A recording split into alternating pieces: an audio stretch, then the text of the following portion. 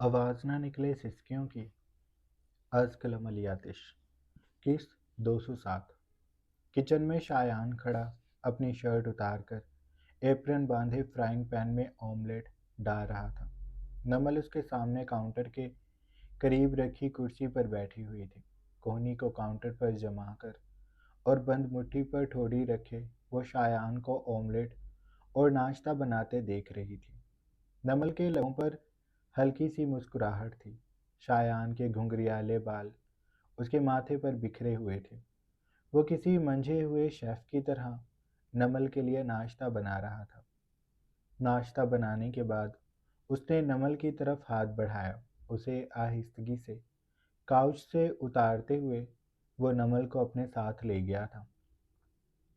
उसके लिए कुर्सी खींचकर उसने नमल को उस पर बिठाया और फिर टेबल पर नाश्ता चुन दिया। खुद भी वह नमल के करीब कुर्सी घसीट कर बैठ गया था। अपने हाथ से नमल को नाश्ता करवाने के बाद उसने नमल की बिखरती जुल्फों को उसके चेहरे से समेट कर उसके कांधे पर किया। वो उसके चेहरे को दोनों हाथों के प्याले में भरकर उसकी धीरे धीरे लरसती पलकों को देखने लगा था। उन दोनों के दरमियान लम्हे कुछ पल के लिए रुक गए थे। शायान की आंखों की तपिश नमल के चेहरे पर पड़ रही थी। उसे यूं लगा जैसे वो शायान की हथेली पर मौजूद मोम की तरह पिघल रही हो। शायान की हथेलियों में से निकलती तपिश नमल के पूरे वजूद में फैल रही थी। फिर शायान ने उसे कुर्सी से उठाकर अपने घुटने पर बिठाया। वो नमल के बालों को उसके कांधे पर करता उसकी खमदार पल कमर को दोनों जानिब से थामकर उसे अपने घुटने पर बिठा चुका था। उसकी राजहंस जैसी गर्दन पर वह लबों का लम्स नीचे से ऊपर तक देने लगा। उसकी शेव की चुभन नमल के वजूद पर फैलने लगी थी। नमल की गर्दन पर नीला सा निशान बना हुआ था। शायान ने उस नीले निशान को बहकती हुई निगाहों से देखकर वहां पर अपने पुरतपिश लबों का शदीद लम्स दिया। नमल ने गहरा सांस भरकर खुद को ढीला छोड़ते हुए अपने सर को शायान के कांधे से टिका लिया। शायान उसके कांधे पर मौजूद स्टेप को अपनी उंगली में उलझा चुका था। उसे नीचे करता हुआ वो नमल के कान में सरगोशी कर रहा था।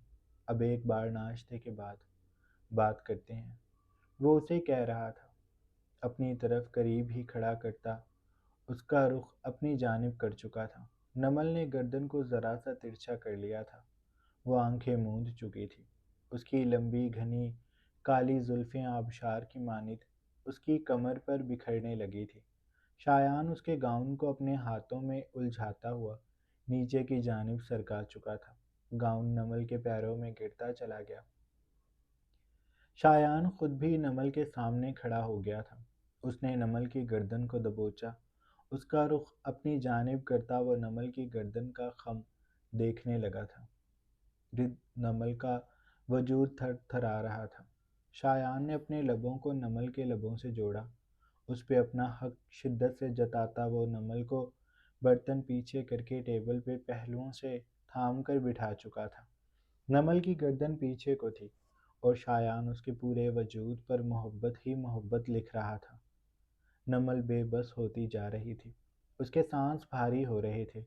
उसकी आंखें छोटी पड़ने लगी थी और उनमें धुआं सा भर गया था। किचन में लाउंज से मुंसलिक था। वहां पर एक खिड़की मौजूद थी जिसके पट खुले थे। बाहर सर्दी सी हो रही थी और मौसम निखरा हुआ था। नमल शायान के बाजुओं में कैद हो रही थी। उसकी कमर पर उस निखरे मौसम की सर्द हवा टकरा रही थी। उसका दिल बार बार उछल रहा था जो शायान की मुट्ठी में कैद था। उसने नमल को अपने ताबे लम्हों में कर लिया था। शायान, नमल ने टूटते लहजे में उसे पुकारा तो शायान उसके करीब हुआ। उसके दोनों गालों पर हाथ रखता वो उसकी बहकी निगाहों में देखते हुए बोला, जी। वो खुद भी बहका हुआ था। नमल ने बेचैनी से उसे अपनी तरफ खींचा। वो उसके सीने में घुस रही थी। कब कमरे में चलें। वो अपना चेहरा उसमें छुपा कर बोली थी। शायान ने उसकी फरमाइश पे सर नफ़ी में हिलाया। मैं यहीं नाश्ता करूंगा। वो कहकर अपनी पैंट को अनबटन करता नमल के होश उड़ा चुका था। نمل نے اس کے جوان وجود کو اپنی نگاہوں میں تپش بھرتے محسوس کیا تھا۔ اس نے تیزی سے اپنا رخ موڑا تھا، لیکن شایان نے اس کی ٹھوڑی کو تھام لیا تھا۔ دیکھو مجھے، مجھے دیکھو، وہ کہہ کر اس کا ہاتھ تھامتا اپنے پیٹ پہ رکھتا نیچے کی طرف لے جانے لگا تو نمل کانپ گئی۔ نہیں نہیں شایان، وہ رو دینے کو تھی۔ کیوں؟ میں بھی تو تمہیں ٹچ کرتا ہوں تو میرے جوان جذبوں کو ہاتھ سے محسوس کرو۔ وہ اس کے ہاتھ میں اپنے تپتے وجود کو بھرتا کلائی سے تھام کر اوپر نیچے کرنے لگا تھا۔ نمل کی جان حلق میں اٹک رہی تھی، اس کی ہتھیلی جل رہی تھی۔ اسے یوں لگ رہا تھا جیسے کہیں بہت قریب آگ لگ گئی ہو۔ شایان اس قدر بے باک ہوگا نمل نے سوچا بھی نہیں تھا، اور یہ تو بس شروعات تھی۔ شایان کا بس نہیں چلتا تھا کہ وہ نمل میں اتنی شدت سے اترے اور ہر طرح سے اترے کہ نمل اس کے جنون کو پہچان جائے۔ نمل کے ہاتھ کانپ رہے تھے، جیسے جیسے وہ اس کے جذبات کی تپش کو مزید ضد پکڑتے دیکھ رہی تھی، ویسے ویسے وہ اپنے اندر کچھ چبھن محسوس کر رہی تھی۔ شایان نے آنکھوں کو موند لیا تھا، وہ گردن کو ایک طرف کیے نمل کے ہاتھ کے لمس کو محسوس کر رہا تھا۔ اسے یوں لگ رہا تھا جیسے وہ کوئی زخمی ہو اور نمل اپنے نرم ہاتھوں سے اس کے زخموں کو دھو رہی ہو، اس کے زخم کو صاف کر رہی ہو۔ شایان کا خود بھی سانس بکھرنے لگا تھا۔ اس نے تب آنکھیں کھولی تھیں جب نمل کا ہاتھ سست پڑا تو وہ اسے دیکھنے لگا۔ نمل کے گال دہک رہے تھے۔ شایان ہلکا سا مسکرایا۔ تمہیں تنگ کر رہا ہوں نا میں؟ وہ اسے پہلوؤں سے کھینچ کر اپنی طرف کر چکا تھا۔ یہاں نہیں کرتے، روم میں ہی کریں گے۔ وہ اسے اٹھا کر سیڑھیوں کی جانب بڑھ گیا تھا۔ پورے راستے اس نے ایک لمحہ بھی ضائع نہیں کیا تھا۔ وہ اپنے لبوں کا شدت بھرا لمس اس کے دل تک پہنچا رہا تھا، اور جب اس نے بستر پر نمل کے اندر اپنے جذبات اتارے تو نمل سسک کر رہ گئی۔ شایان اس کے ماتھے کو لمحہ بلمحہ چوم رہا تھا۔ شام کے وقت اس کی آنکھ کھلی تھی۔ اس دوران شایان نے ایک بار پھر اسے خود سے جدا نہیں کیا تھا۔ نمل کا پورا وجود اس کی شدتوں کی زد میں رہا تھا۔ وہ شایان کو جب بھی رکنے کا کہتی تو وہ جیسے مزید جنون میں آ جاتا تھا۔ اس کا رک جانا اسی وقت ممکن ہوتا تھا جب وہ ہارنے لگتا تھا، اور اس کو ہارنے میں بہت وقت لگتا تھا۔ جب وہ بھی محسوس کرتا وہ ہلکا پڑ جاتا۔ نمل کا دماغ کام کرنا چھوڑ جاتا تھا۔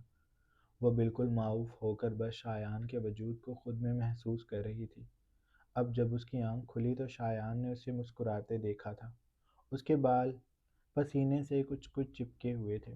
نمل نے اپنا رخ موڑنا چاہا تو شایان نے اس کے بازو تھام کر اس کا رخ اپنی طرف کر لیا۔ وہ اس کے بالوں سے کھیلنے لگا تھا۔ کھڑکی سے شام کے سائے اندر داخل ہو رہے تھے۔ نمل شایان کے سینے پر سر رکھ کر لیٹی ہوئی تھی۔ ہم جھرنا دیکھنے کب جائیں گے؟ نمل کے سوال پہ شایان ہلکا سا ہنسا۔ جب میرا دل بھر جائے گا، جب مجھے لگے گا کہ اب مجھے تھوڑا رک جانا چاہیے، ہم تب کچھ دیکھیں گے، ورنہ ہم یہ دن بھی پورا بستر میں گزاریں گے۔ نمل نے اس کی بات پہ کرنٹ کھا کر اسے دیکھا۔ مجھ میں اور ہمت نہیں ہے۔ اس کی بات پر وہ ہنسا۔ پیدا کرو، کھاؤ پیو، میں تو ابھی بس دوبارہ شروع کرنے ہی والا تھا۔ نمل بدک کر پیچھے ہٹی۔ میری جان لینا چاہ رہے ہیں آپ؟ شایان نے اسے ناراضی سے دیکھا۔ ایسے جان تھوڑی لے لوں گا، میں تمہیں بہادر بنا رہا ہوں۔ اب دیکھو یہ کوئی دن ہے، سیکھ لو مجھ سے سب کچھ، پھر بعد میں تمہیں ہی سب کچھ کرنا ہے، میں تو بس بیٹھ جایا کروں گا۔ نمل نے سر جھٹکا۔ آپ کا دماغ کہیں اور نہیں چلتا نا؟ مجھے آپ یہاں گھمانے لائے تھے۔ شایان نے سر دائیں بائیں ہلایا۔ کروٹ موڑ کر اس نے اپنے بازو کو دوہرا کر کے اس پہ چہرہ رکھا اور نمل کو دلچسپی سے دیکھتے ہوئے بولا، میں تمہیں گھما ہی رہا ہوں، بتاؤ تھک نہیں رہی تم؟ اور گھماؤں؟ اس کی بات پہ نمل کا چہرہ سرخ پڑ گیا۔ آپ بہت بے شرم ہیں۔ شایان نے شدت جذبات سے اس کا منہ دبوچا۔ ابھی تم نے میری بے شرمی کا 1% بھی نہیں دیکھا۔ اب تو میری شرم کھلنے لگی ہے۔ ابھی تو میں بے شرم بنوں گا، اور تب تم نے نخرے کیے تو مجھ سے برا کوئی نہیں ہوگا۔ میں بہت سکون میں آ جاتا ہوں یہ کر کے۔ ہر بار جب بھی جنون میرے جسم سے نکلتا ہے، میرا پورا جسم ایسے سکون میں چلا جاتا ہے جیسے ابھی میڈیٹیشن کی ہو، یا صدیوں کے ذہنی بیمار کو کسی نے کاؤنسلنگ دی ہو۔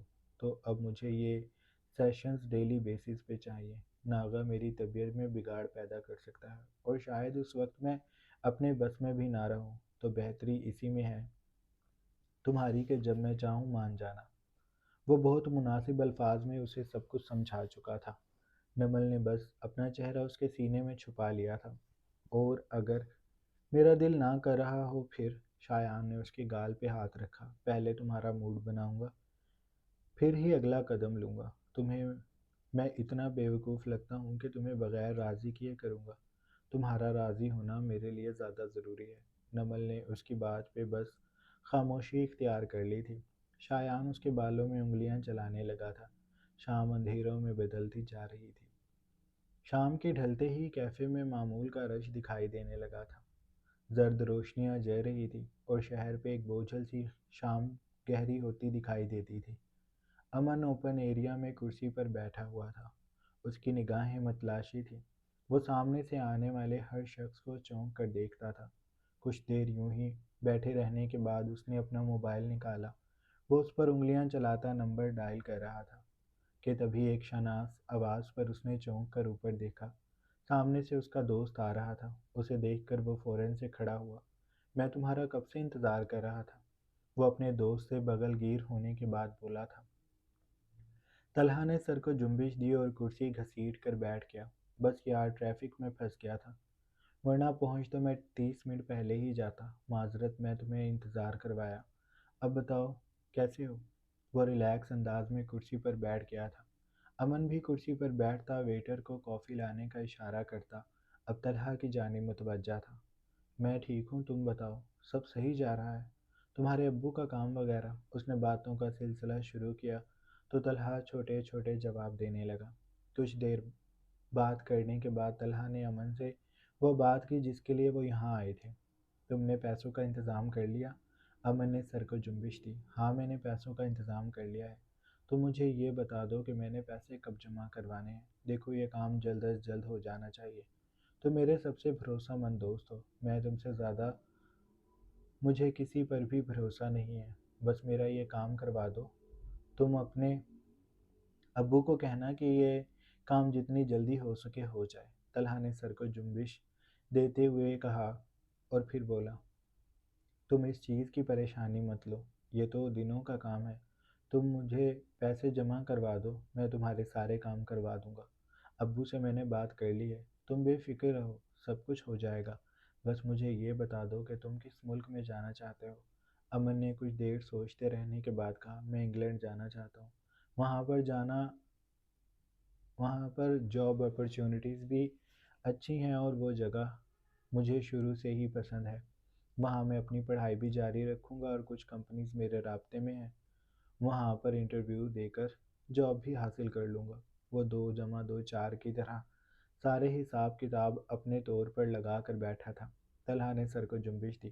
ٹھیک ہے میں بابا سے بات کر لوں گا، تم بے فکر رہو، میں تمہیں اکاؤنٹ وغیرہ کی ڈیٹیل دے دیتا ہوں، تم پیمنٹ اسی میں ٹرانسفر کر دینا۔ وہ کہہ کر اپنا موبائل نکالتا امن کو اکاؤنٹ ڈیٹیلز دینے لگا۔ امن جب اس کے اکاؤنٹ میں پیسے ٹرانسفر کر رہا تھا تو ایک لمحہ رکا۔ اس نے طلحہ کی آنکھوں میں دیکھا جو بالکل پرسکون تھی اور ان میں اعتماد ہی اعتماد دکھائی دیتا تھا۔ طلحہ اس کا بہت پرانا دوست تھا اور امن جتنا اس پر یقین کر سکتا تھا اتنا کسی اور پر کبھی نہیں کر سکتا تھا۔ اسی لیے وہ اپنی ساری جمع پونجی اس کے حوالے کر رہا تھا۔ لیکن پھر بھی پیمنٹ ٹرانسفر کرنے سے پہلے اس نے طلحہ کا میز پہ رکھا ہاتھ اپنے ہاتھ میں لے کر اس پر دباؤ دیا اور پھر بوجھل سے لہجے میں بولا، طلحہ میں تمہارے حوالے اپنا سب کچھ کر رہا ہوں، اور میں یہ تمہیں اس لیے نہیں بتا رہا کہ مجھے تم پر بھروسہ نہیں ہے، میں صرف تمہیں یہ اس لیے بتا رہا ہوں کہ تم میرا کام اپنے کام کی طرح کرو، مجھے تم سے زیادہ بھروسہ کسی پر بھی نہیں ہے۔ طلحہ نے ایک مدھم سی مسکراہٹ دینے کے بعد اس کے ہاتھ کو اپنے دونوں ہاتھوں میں لے کر تھپکتے ہوئے کہا، تم اپنے دل سے سارے وسوسے نکال دو، دیکھنا سب کچھ میں اپنی زیر نگرانی کروں گا اور کچھ بھی غلط نہیں ہوگا۔ تم میرے بھائیوں جیسے ہو، تم بے فکر رہو۔ امن کے شانوں پر سے جیسے سارا بوجھ اتر گیا تھا۔ اس نے سر کو ہلایا اور پھر وہ اپنا موبائل اٹھا کر طلحہ کے اکاؤنٹ میں پیمنٹ ٹرانسفر کرنے لگا تھا۔ پیمنٹ ٹرانسفر کرتے ہی کچھ ہی دیر میں ویٹر کافی لے آیا تھا اور اب وہ دونوں بیٹھے کافی کی چسکیاں لیتے ادھر ادھر کی باتیں کر رہے تھے۔ امن کے شانوں پر سے سارا بوجھ اتر گیا تھا۔ وہ خود کو بہت پرسکون محسوس کر رہا تھا۔ طلحہ نے جو دن اسے بتائے تھے وہ بے حد کم تھے۔ وہ ان دنوں کو انگلیوں پر گن سکتا تھا۔ شہر پر رات مکمل طور پر پھیل کر امن کو دیکھ رہی تھی، جو بالکل بے نیاز ہو کر اب طلحہ سے باتیں کر رہا تھا۔ راغب چوہان کے بنگلے پر رات دھیرے دھیرے پھیل رہی تھی۔ ہوا کے دوش پہ پتے سرسرا رہے تھے۔ راغب کچھ دیر کے لیے باہر گیا تھا۔ اس وقت ردھم نے کوئی بات نہیں کی تھی۔ راغب کمرے میں آیا۔ اس نے موسیٰ کو پیار کیا۔ ردھم کو بتایا کہ وہ باہر جا رہا ہے۔ ردھم نے بالکل نارمل انداز میں جواب دیا تھا۔ اچھا ردھم، مجھے تم سے ایک بات کرنی ہے، وہ تیار ہو کر بولا تھا۔ ردھم بیڈ پر بیٹھی تھی۔ سامنے موسیٰ لیٹا ہوا تھا اور اس کے چہرے پر انگلیوں کے پور پھیر رہی تھی، اور موسیٰ اس کے لمس کو محسوس کرتا مسکرا رہا تھا۔ ردھم راغب کے پکارنے پہ اس کی جانب دیکھنے لگی تھی۔ جی، اس کے جی کہنے پر راغب اس کے قریب آیا۔ اس نے موسیٰ کو اپنی گود میں لیا۔ اس کے ماتھے کو چومتا وہ ردھم کو دیکھتے ہوئے بولا، عظمیٰ کو کہیں جانا ہے، اس کی کوئی جاننے والی شہر میں آئی ہوئی ہے، تو وہ اس سے ملنے جانا چاہتی ہے۔ وہ کہہ رہی تھی کہ موسیٰ کو لے کر جائے گی، لیکن میں نے منع کر دیا۔ موسیٰ ہمارے پاس رکے گا، تم رکھ لو گی نا موسیٰ کو؟ ردھم کے چہرے پر کوئی تاثر نہیں تھا۔ وہ بالکل خاموشی سے راغب کو دیکھ رہی تھی۔ وہ کب واپس آئے گی؟ راغب نے فوراً بتایا، شاید رات تک آ جائے۔ ردھم نے سر کو جنبش دی، میں رکھ لوں گی۔ راغب کے سر سے جیسے بوجھ اتر گیا تھا۔ تبھی ردھم نے پوچھا، وہ کب جائے گی؟ راغب نے دیوار آویز گھڑی کو دیکھ کر کہا، وہ بس تھوڑی دیر میں جائے گی، تم اس سے موسیٰ کی چیزوں کا پوچھ لو۔ وہ کہہ کر کھڑا ہوا، میں بھی چلتا ہوں، مجھے ذرا ایک دوست سے ملنا ہے، پھر رات تک میں بھی آ جاؤں گا۔ ردھم نے سر ہلا دیا تھا۔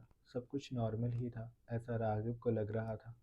وہ جب جا رہا تھا تب ردھم اسے کمرے کی بالکنی سے دیکھ رہی تھی۔ جبران نہیں تھا تو راغب خود گاڑی ڈرائیو کر کے گیا تھا۔ وہ باقی ملازموں میں سے کم ہی کسی کو ساتھ لے کر جاتا تھا۔ راغب نے گیٹ عبور کرنے سے پہلے ردھم کو دیکھ کر ہاتھ ہلایا تھا۔ ردھم نے بھی اشارہ کیا۔ راغب کی گاڑی گیٹ عبور کر گئی تھی۔ ردھم کی گود میں موسیٰ تھا، وہ سو رہا تھا۔ ردھم اسے سینے سے لگائے کھڑی تھی کہ تبھی اس کے دل میں ہلکا سا درد سا اٹھا۔ عظمیٰ چادر کو شانوں پر درست کرتی بنگلے سے نکلی تھی۔ ہوا کے تیز جھونکے سے اس کی چادر اڑ رہی تھی۔ ردھم بس اسے خاموشی سے دیکھ رہی تھی۔ اس کے جانے کے بعد ردھم کا گھر میں دل نہیں لگا تھا۔ وہ موسیٰ کو لے کر باہر آ گئی تھی۔ لان میں بیٹھ کر اس نے ہر چیز کی طرف دھیان لگانے کی کوشش کی، موسیٰ کے ساتھ بھی کھیل کر دیکھا، لیکن سب کچھ بے سوس سا تھا، کہیں بھی دل نہیں لگ رہا تھا۔ راغب اور عظمیٰ وہی چیز بار بار اس کے دماغ میں گردش کر رہی تھی۔ اور اب ایک اور خیال تھا جو اسے حیران کر رہا تھا کہ کوئی ماں اپنے چند ماہ کے بچے کو چھوڑ کر جانے پہ کیسے راضی ہو سکتی ہے۔ پتہ نہیں کیوں اس کا سر درد سے پھٹنے کو ہو رہا تھا۔ شام سے رات ہو گئی، وہ لان سے نہیں اٹھی۔ موسیٰ کے سوتے ہی اس نے اسے ملازمہ کو دے دیا تھا۔ باہر سرد ہوا چل رہی تھی، اس لیے موسیٰ کو اندر بھیج کر وہ خود باہر ہی بیٹھی تھی۔ اس کا آنچل گھاس پہ پھیلا ہوا تھا۔ بنگلے کی روشنیاں جل اٹھی تھی۔ حمیرہ کو اس نے خود ہی بھیج دیا تھا۔ وہ جانا نہیں چاہتی تھی، لیکن ردھم کا لہجہ بالکل دو ٹوک تھا، اس لیے وہ خاموشی سے چلی گئی تھی۔ وہ گیٹ کو دیکھ رہی تھی۔ رات کے 8 بجے راغب کی گاڑی اندر آئی تھی۔ ردھم اپنی جگہ سے نہیں اٹھی تھی، بس وہ گاڑی کو اندر داخل ہوتے دیکھ رہی تھی۔ راغب اسے گاڑی میں سے ہی دیکھ چکا تھا۔ وہ گاڑی سے اتر کر باہر آیا۔ اس نے اپنا کوٹ اتار دیا تھا۔ وہ ردھم کے قریب آیا۔ تم یہاں سردی میں کیوں بیٹھی ہو؟ اس نے اپنا کوٹ ردھم کے شانوں پر ڈالا تھا۔ ردھم نے اسے بے تاثر نگاہوں سے دیکھا۔ پتہ نہیں، اس کا لہجہ عجیب سا تھا۔ راغب نے اس کے شانوں کو تھاما۔ کیا ہوا، کوئی بات ہوئی ہے؟ اس کے سوال پہ ردھم کی آنکھوں میں دیکھا۔ یہاں مجھ سے بات کرنے والا ہے ہی کون؟ کوئی بات نہیں ہوئی۔ راغب کو اس کی بات پہ یقین نہیں آیا۔ کچھ تو ہوا ہے، موسیٰ کہاں ہے؟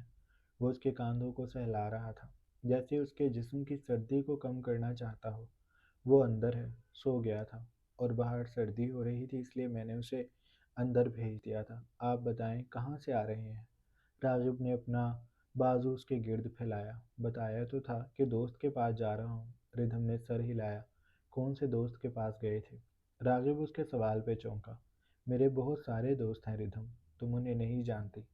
ردھم نے سینے پہ بازو لپیٹے اس کے ہاتھ کو پیچھے کیا۔ وہ ہاتھ باندھ کر کھڑی ہو گئی تھی۔ آپ بتائیں گے تو میں جاننے لگوں گی۔ آپ بتائیں، آپ کہاں گئے تھے؟ کس کے ساتھ تھے؟ راغب اتنا بھی بچہ نہیں تھا کہ وہ سمجھ نہ سکتا۔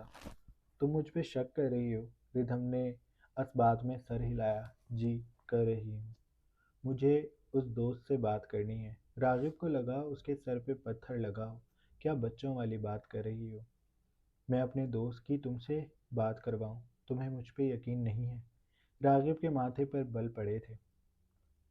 بات یقین کی نہیں ہے، بس میں جاننا چاہتی ہوں کہ آپ کے دوست کو۔ راغب نے لب بھینچ کر اسے دیکھا۔ تم جیسا سوچ رہی ہو ایسا کچھ بھی نہیں ہے۔ عظمیٰ اس وقت مجھ سے چھٹی لینے ہی آئی تھی۔ وہ بہت سنجیدگی سے بولا تھا۔ ردھم کا دل ڈوب کر ابھرا۔ میں نے عظمیٰ کا ذکر کب کیا؟ راغب اس کی آنکھوں کی پتلیوں کو دیکھ رہا تھا، جو کبھی سمٹتی تو کبھی پھیل جاتی۔ میں جانتا ہوں تم نے اس کا ذکر نہیں کیا، لیکن مجھے ضروری لگا بتانا، اس لیے بتا رہا ہوں کہ وہی ہوا جو میں نے تمہیں بتایا ہے۔ اور ردھم، مجھے یہ سب پسند نہیں ہے۔ میں جیسا تمہارے سامنے ہوں ویسا ہی تمہاری پیٹھ پیچھے ہوں۔ میرا کوئی دوسرا چہرہ نہیں ہے۔ تم وہم مت پالو۔ ردھم کو اندازہ نہیں تھا کہ راغب اتنی جلدی جان لے گا، لیکن ردھم کو اس بات پہ خوف محسوس نہیں ہوا تھا کہ راغب جان گیا ہے۔ وہ بس کلیئر کرنا چاہتی تھی۔ اس نے ہنکارا بھرا تھا۔ راغب نے نرمی سے اس کے شانوں کو تھاما۔ جب سے تم میری زندگی میں آئی ہو، میں بدل گیا ہوں۔ میرا باہر کسی سے کوئی رابطہ نہیں ہے۔ میری دنیا تم ہو۔ میں سچ میں دوست کے ساتھ تھا۔ میں تمہاری بات کروا سکتا ہوں، لیکن میں اپنی بیوی کی بات کسی غیر شخص سے کروانا نہیں چاہتا۔ میں تمہیں صفائی اس لیے دے رہا ہوں کیونکہ مجھے تم سے محبت ہے، اور میں نہیں چاہتا کہ تم پریشان ہو۔ اس لیے تمہیں بہت واضح بتا رہا ہوں کہ کچھ نیا نہیں ہے، سب کچھ ویسا ہی ہے جیسا پہلے تھا۔ راغب نے اسے اپنے بازوؤں میں بھر لیا تھا۔ ردھم خاموش ہو گئی تھی۔ اسے راغب پہ ایسے شک نہیں کرنا چاہیے۔ وہ خود سے کہہ رہی تھی اور وعدہ بھی کر رہی تھی کہ وہ دوبارہ ایسا نہیں سوچے گی۔ اسے اتنا الٹا نہیں سوچنا چاہیے۔ وہ خود کو ملامت کر رہی تھی، پر ردھم کو نہ جانے کیوں لگ رہا تھا کہ یہ یقین کئی بار ڈولے گا۔ جاری ہے۔